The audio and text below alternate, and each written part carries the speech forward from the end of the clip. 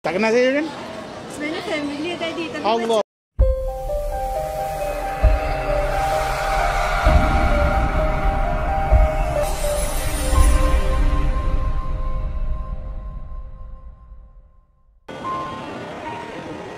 Apa dek? Dek, minta maaf, pakcik yang tak tolong sikit. Pakcik tak makan lagi. Boleh belanja pakcik makan tak? Lapar sangat. Oh boleh. Apa-apa pun boleh je. Apa Cina apa boleh je. Saya tak tahu apa yang murah-murah yang boleh kenyang ke apa ke. Kalau boleh belanja pakcik makan. Boleh tak. Apa Cina apa ambil je. Tak tahulah. Kat mana. Pakcik tak tahu nak makan kat mana. Pertama kali ni kat sini ni.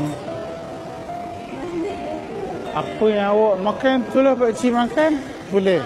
Oh boleh. Boleh Minta maaf Lapar sangat, duit tak ada nak makan. Malah pakcik nak tanya sikit, kenapa sanggup tolong pakcik makan? Bagi makan pakcik.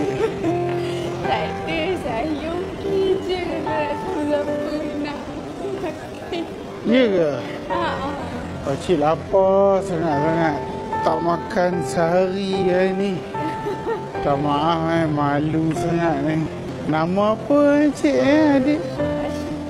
Asyikin. Kawan ke ni? Oh kakak. Adik nama apa? Najwa. Assalamualaikum. Nama saya Cikgu Syahri. Saya seorang content creator daripada TikTok. Saya saja nak test tengok korang sanggup tak tolong orang tua makan. Dah masuk perangkap. Tu cameraman saya.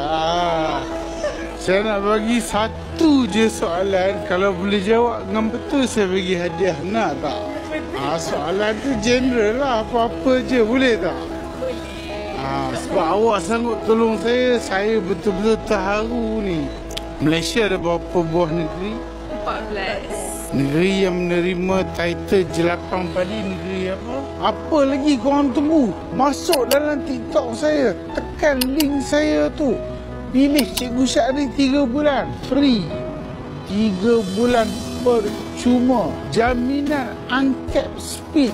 Sebanyak 1000 GB. Dia bagi penuh. Siapa cepat dia dapat. Kedah. So tahniah anda dah menang. Kita bagi hadiah. Ini yang jawab. Tak boleh kita bagi sebab korang sanggup tolong saya. So saya kena reward. Tak kenal saya kan? Sebenarnya familiar tadi tapi Allahu Akbar. Ambil lah, buka lah. Wow. Oh, itu adalah Moissanite Diamond tau. So hadiah saya kepada awak. Terima kasih sebab sanggup membantu pakcik yang kelaparan ni.